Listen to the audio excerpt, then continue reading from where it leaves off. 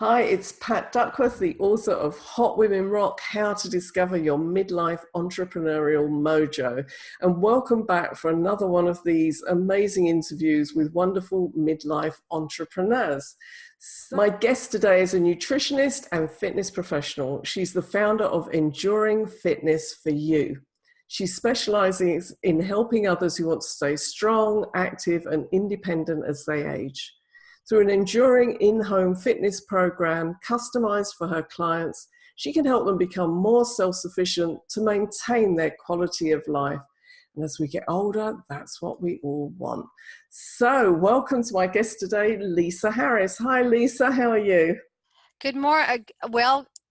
Good, whatever time of the day it is. I'm doing fine today. Thank you. And thank you for the opportunity to come on your show. I really am looking forward to this. It's really good. So the reason that we're talking about time difference, well, tell us where you are, Lisa. Okay, I'm in Southern California in America. And I'm jealous because I'd love to be in Southern California, but I'm in a wet and windy day here in the UK Oh, today. wow. But let's find out about you. So, Lisa, how did your career start? Where did you start out? I was a dietitian, or I'm a registered dietitian since the 70s. And I have worked in various locations. I've worked in hospitals. I've worked in outpatient clinics. And I spent the last 27 years of my career in school food service. So I was in the business of feeding children. And that is where I started. I've always been interested in fitness and keeping myself in shape. And I Yeah. also have been doing a lot of writing over the years. I enjoy that also. So, what took you into being a dietitian? What was your interest in that when you first got into it? I kind of fell into it. I originally had wanted to be a nurse, and the school counselors took me to a school that didn't have nursing when I went from high school to college. And I took one introduction nutrition class, and it just really excited me. And what I really thought was going to be a plus for me was that no matter where I lived, every hospital needed a dietitian. So I thought I'll always be able to get a job someplace. And it turned out to be just a wonderful dynamic field, because in the field of nutrition, there's always something going on, Do you know, always a new I was going to discovery. say that you must have seen so many changes in what's recommended. You'd think it would be straightforward, but it's not, is it? Oh, absolutely. I mean, we went from the pyramid where we told people eat a lot of breads and starches, and then that didn't work, and now we've got the my plate where the breads and starches are only a quarter of the plate, and please make them whole grain. And is it the eggs are good, the eggs are bad? Is it which fats are good, which fats are bad? Yes, there's just so much going on in the field. So, what made you change from that working in schools to what you do now? Okay, I was getting close to the end of my career in the schools, and a few years ago, I was visiting my mother. She was living in Colorado, in the middle of the country, and she was in an independent care facility. So she was a widow at that point, and she was needing to get into dialysis. Her kidneys were failing, and she absolutely refused to do that. So we were going to have a little intervention of the family. So I flew back there and actually lived in her little apartment with her for a few days. And part of living with her meant going with her to all of her meals. And she sat with the same three ladies every day. And what I realized was that they always talked about the same thing. So one of the first things they did when they sat down for a meal was to grab the menu to see what was the rest of the day going to be as far as meals, and what was going to be on the menu for tomorrow, because when you live in a place like that, that's very important.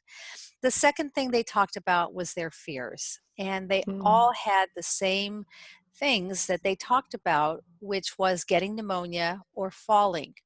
And they Ah, knew from experience, from living there and seeing this happen to other people, that if either of those things happened, that could mean, or that would mean, that they would leave the facility and possibly never come back, maybe become a burden on their family, maybe just start that downward spiral, and that would be the end of things. So being in the health profession, and being interested in fitness and exercise, I knew enough to know that even though these ladies felt it was inevitable, that that downward spiral of health was inevitable, I knew that with proper nutrition and exercise, you can really extend that independent life for several years. And so when I flew back to California, I had this aha moment, this epiphany, which was everybody, no matter what their age, does want to live out their life with as much independence and strength as possible.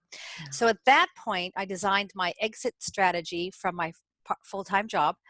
I was about a year and a half from leaving that job, and I sought out a program at the University of California, San Diego. They had a certificate program where I could do that once a week for 6 months and graduate, if you will, with a certificate in exercise science. Part of that was a 75-hour internship where it was actually hands-on. I went to a couple of facilities, fitness facilities, a cardiac rehab program, which was perfect for me, and able to see how you put the theory into play. And then when I finished that program, it coincided with retiring from my other job, and I studied to take an exam to become a personal trainer. I worked in a gym for a year and a half, and my boss was great. He would send all the seniors to me, so that was good. And then I decided it was time to open my own business. So at that point, I opened Enduring Fitness for You with the model of going into clients' homes with that strength training and nutrition coaching. And I also do classes twice a week for older adults, exercise classes. Yeah, So I love that model because you're right. You know, we all want to stay fit and well as we get older, and that fear of falling is so important with older people, isn't it? You know. absolutely. And I have clients who have fallen, but what they tell me is, but I was able to get up. So I think, okay, this is working because you might fall because you trip over a little dog. So many of my Yeah. clients in their 70s and 80s have little pets running around the house. Or it could be that you get up at night and you just miss the light switch and trip over something. So it could happen for any number of reasons, but to be able to have the confidence to get off the floor is so, so critical for these people, because that could spell the end of a life if you are not able to get up to call somebody. Yeah. And you've had some challenges in your own life as well, haven't you? Yes, I have. I have an autoimmune disease called myasthenia gravis. It is a condition that most people haven't heard of. It is a muscle weakness condition. So in this myasthenia, what happens is there's a connection in our bodies. There's a connection between the nerves coming from our nervous system and the muscle cells.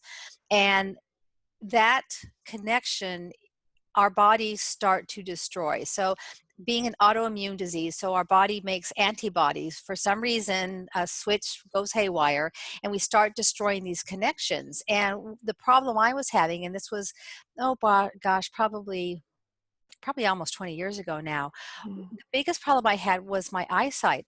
My eyelids would start drooping and I had double vision. I literally traveled with an eye patch in my car. Oh. My kids were young. They used to call me the pirate, but I would literally be driving down the road and I couldn't see what lane cars were coming at me. And I also had problems with my lips. I couldn't use a straw. And eventually, this disease can cause muscle weakness in the lungs, which can kill people, Mm. and necks and all kinds of voluntary muscles. So I was lucky. I went to a doctor and I had it diagnosed right away through a blood test. Some people have it misdiagnosed as depression or you're not eating right because Mm. there are such vague symptoms. And so they don't have a cure for it. It is incurable, but they can treat it. And eventually I had my thymus gland removed. And your thymus gland, also something that most people don't know about, is right under your breastbone, and it's very critical in developing the immune system as we're Mm. younger. And most people don't have one when they're an adult because it kind of dissipates into fatty tissue. But what they're finding is that people with myasthenia still have this gland, and in some cases it has a tumor on it. Well, I didn't have a tumor, but these studies are showing that about 80% of the people that have it removed have an improvement in their symptoms. And I was young enough, I mean, I was in my probably late 40s at the time. I still had young kids and I had a long life ahead of me. Yeah. So I needed to have something done. And so I had the surgery, and I now carry a scar that looks like I have had open heart surgery. Mm. The same thing. They go in, pull your ribs apart just like they do that. And it's been very successful. My family forgets that I have anything wrong with me. I went on to have a career in fitness, which means I go to the gym, I lift weights, I push weights, and the only thing I can't do is donate blood. So everything that you're doing around your nutrition and your fitness for others is working for you too? Yes, and that's another reason why I decided to start the business, because I know that from my own experience, whatever's going on in your body, you can't let that label control it. I had gone to some meetings, some support meetings for myasthenia gravis, and I saw people in wheelchairs, and I saw people that were really angry, and their necks were, couldn't hold their heads up. And I just thought, this is not going to be my life. I'm going to listen to the doctor. I'm going to take the course of action I think is the best, and I'm just going to go on with my life. And I figured, there's so many chronic diseases. I mean, every old person has a chronic disease practically. But again, what I try to do is to find ways around it. So you've got arthritis. I've got arthritis in my hip right now. Okay, I can't walk, so I'm swimming. Hmm. So I always try to help people find a way around that so that they don't let that label just make them sit in a chair, because that's the beginning of the end. I love that, because we all have challenges. We all have things that can block us from doing things. Right. And once you've identified what you think the block is, then what will boost you over that block? Sometimes it's just sitting there and you think, well, other people don't have this problem that I've got. Well, perhaps they don't, but perhaps they've got another one. And what are you going to do that's going to boost you? And for you, you've learned from this condition, but you've also learned from all of that background in nutrition and physical fitness, and now you're helping other people. So yeah, that's great. So this is Pat Duckworth talking to Lisa Harris, the founder of Enduring Fitness for You. So when you were setting up your business, obviously you've talked about the new technical skills you needed. You needed to, get those physical fitness qualifications, and anything else you needed to do on the technical side. Did you need to get any specific qualifications or certifications before you set up? I did. I went through the course at UC San Diego, not because you have to do that to become a personal trainer, but I really felt that I was going into a new field and I needed to understand it really well. So I went through that course, and then I sat for a test to become certified as a personal trainer with the American Council on Exercise, and the acronym for that is ACE. And then I also sat for a test certification in ACE to become a senior exercise specialist. And I am, for my dietetics, I am a registered dietitian, and that's a certification that I have to keep with the Academy of Nutrition and Dietetics here in America.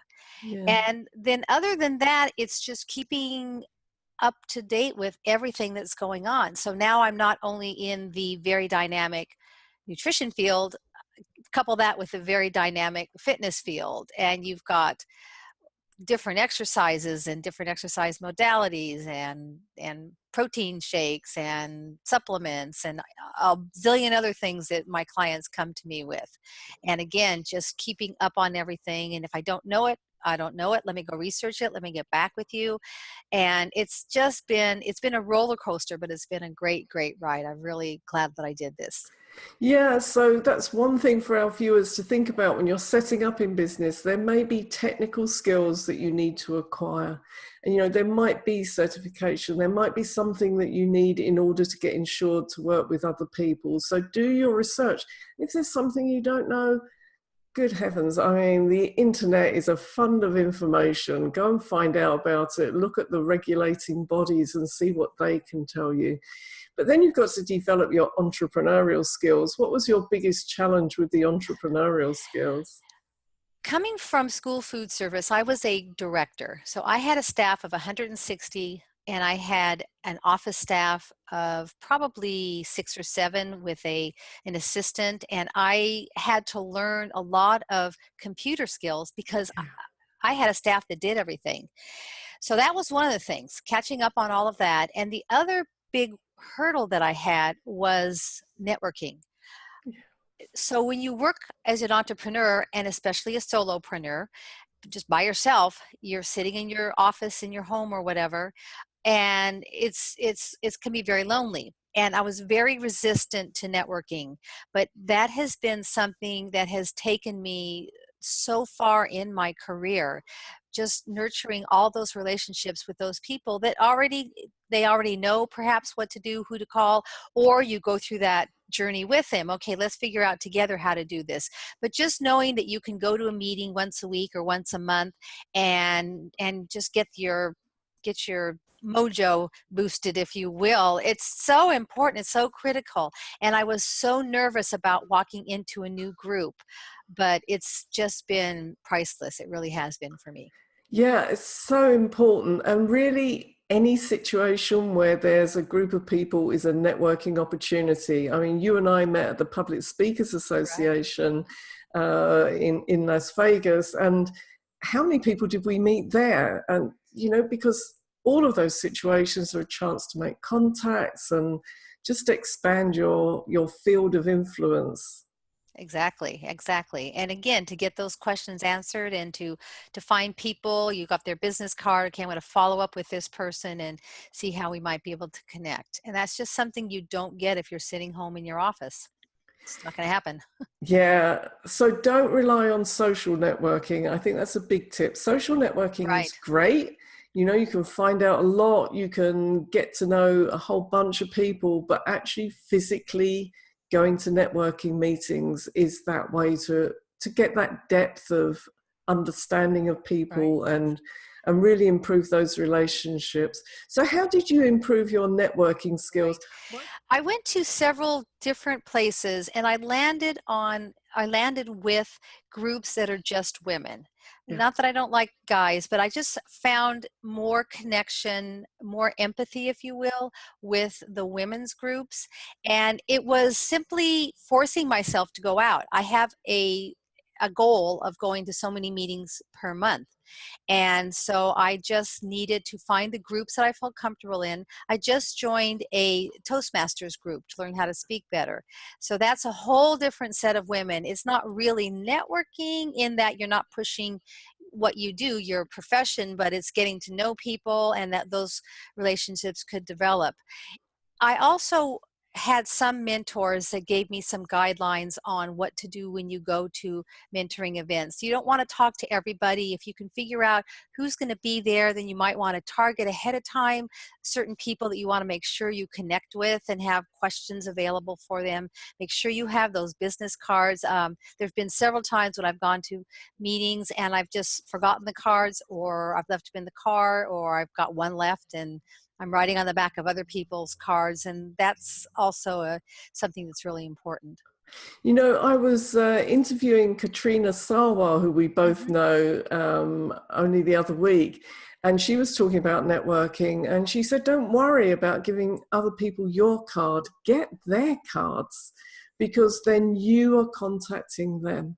Oh, there you go. And so Uh-huh. she's saying, don't worry about your cards.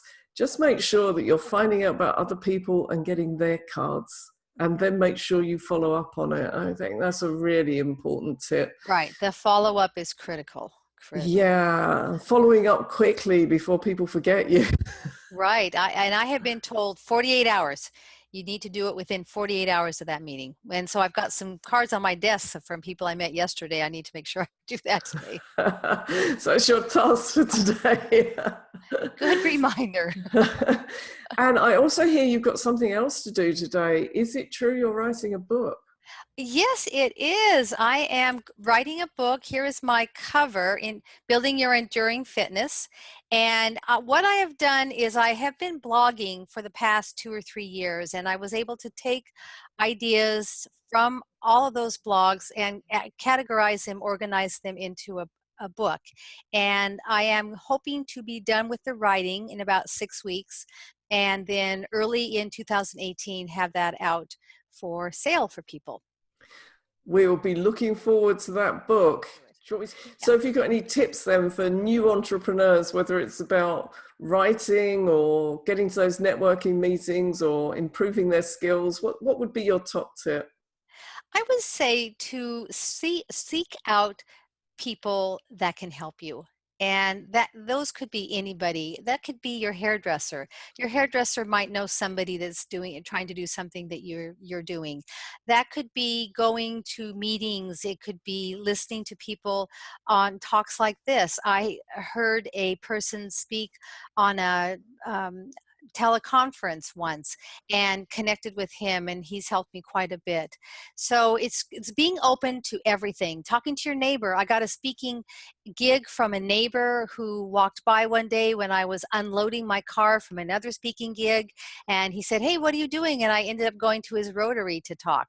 So just keeping yourself open, always talking about your business. I heard a really good tip from another personal trainer. Now, this is something specific to the personal training field, but she says that she always wears sleeveless shirts and she keeps her arms in good shape so that when she goes out and people ask about her arms, her nice shapely arms, she'll say, "Well, that's my business."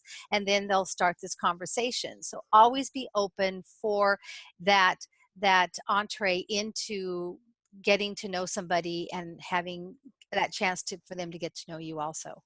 Great tip. So if our viewers watching want to make contact with you or find out more about you, how can they do that? Yeah, best would be on my website, and that's enduringfitnessforyou.com.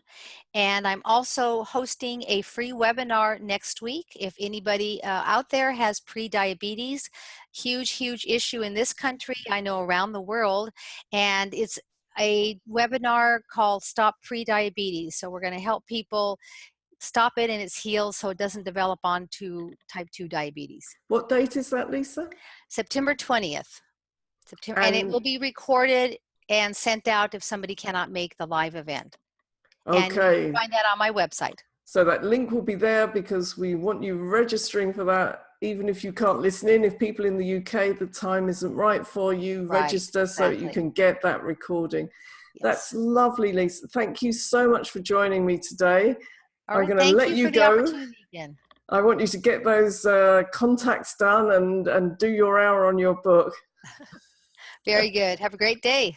And so to all our viewers, thank you for watching, and watch out for more of these wonderful interviews with amazing entrepreneurs where we can all learn so much. See you next time.